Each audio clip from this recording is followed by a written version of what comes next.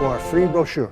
It promises to be a beautiful weekend, so why not get out and enjoy the beautiful scenery in Chattanooga? Specifically this weekend, head down to Tatum Park. If you don't know where that is, we're going to tell you because Brian Smith and Melisha Carter are here. They are with the City of Chattanooga Parks and Outdoors. Good to see you. Good morning. Good to be So here. this is called what? Parks Sparks? Park Sparks. Yes. I love it. And the idea is what, Melisha? So what we're doing is basically touring all of the city parks and doing a park activation. So we're trying to get the communities back involved with having their own events and getting more involved with neighborly activities, ideas, and helping implement activities all together. Okay, so I like just the name of Tatum Park. Thank you. Okay. Where is Tatum Park and what's the story behind it? So with Tatum Park right behind Redemption Point, the big church right there off of Bailey Avenue, and it's a beautiful little park. Doesn't really have a playground there. It's more of just kind of a walking park with some great pavilions and some great trees that are out there as well. Nice sculpture. Yeah, and beautiful public art that's out there too. And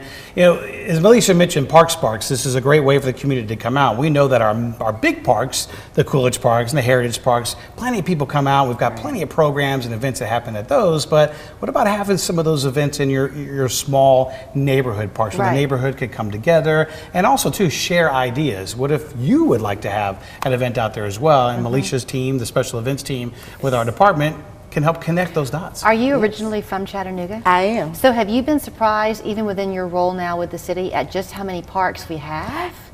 Yes, because even growing up, I went to the parks. My mama took me to the parks all the time, and Tacoma was one of my favorites. But even learning some of the names, I never knew some of the parks existed. Even little parklets that are like hidden gems. Even Tatum. I went to Tatum a few times as a child for birthday parties, but just to be there for an event and see how you can utilize a park now being older, you don't need a playground. Right, that's right. You make your own fun. That's exactly, go get yourself a picnic blanket, a basket, and there you go. And the tablets that you have at home, why not bring it outside? Right. Prop it up, because we have electrical capabilities at a lot of our parks. Oh, that's a really good point. That's a very good point. Yeah. So sometimes when you go to these parks, there's a history to it too. Yes. So I mentioned I like the name of Tatum Park.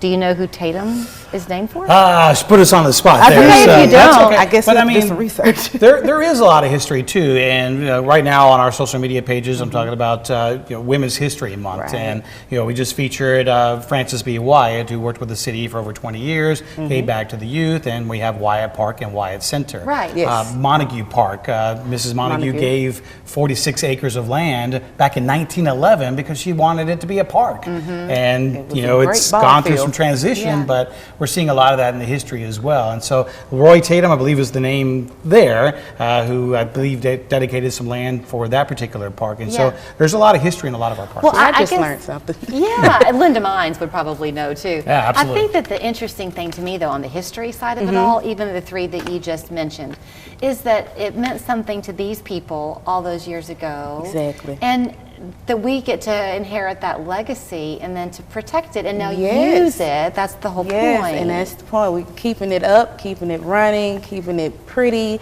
All the good things that have happened or are going to happen there, we're going to beautify it and make it happen, like some good stuff. Okay, so clarify. So we're looking kind of at the schedule.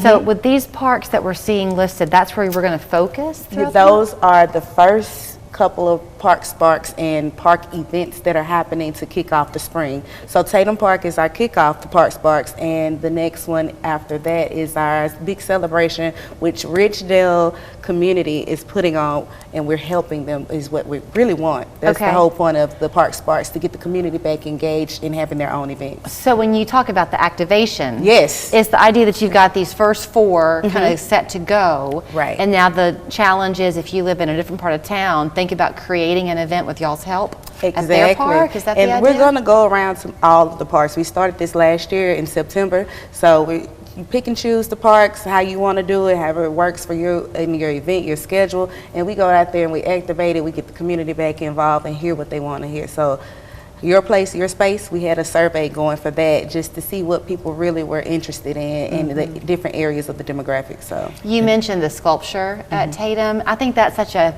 forgotten beauty of the park is the artwork that's so often there. Right. Absolutely. We've got 100 art installations all across the city, several of them in parks as well. And I want to touch real quickly too. She mentioned Ridgedale. So we have the Tatum Park this Sunday in the afternoon, and we're going to have fried ice cream out there and some music and some Games. fun. But the following one is at Walkin Street, and we're opening up, we're doing a grand opening for a brand new playground there. Yes, and that is neighborhood led. So that was a couple folks from the neighborhood in Ridgedale that says, hey, we want to have this celebration and have some fun. And we worked together with the Parks to be able to do that. So that was a great idea from them that came to us and said, how can the city help out with this? Right. So that's the goal. While, we're going around all these parks and doing our own little fun, the goal too is to have that neighborhood come up with their idea. And that's exactly what they did at community Watkins. engagement. So I wonder if COVID in a way has helped to spur this on a little bit, because when we were all home for so long, your own neighborhood became your whole world. It did. It really did. And then we utilized the parks when we were stuck in the house for quarantine, and we did walks, just like a nature walk, family-wise, and then we would do like an exercise walk just to keep moving, keep active, because we were all stuck in the house. So the parks really are a great way to do a lot of mental release, stress relief, anything that you have. It's a good, serene place. Well, here's where you can start then, is this Sunday at Tatum Park. Yes, right near the Redemption Church there off of Bailey, right? Yep. And then go online to chattanooga.gov/parks, and you can find out A, how to activate your park, and then B, how to see what they have planned on the roster already. They just hit the news, hit the news button on there, and you'll see the list of all of them. And there's probably 30 different locations that will be having Parks at. All right. All thanks to Thank you Melisha. both. Thank you. Join Local 3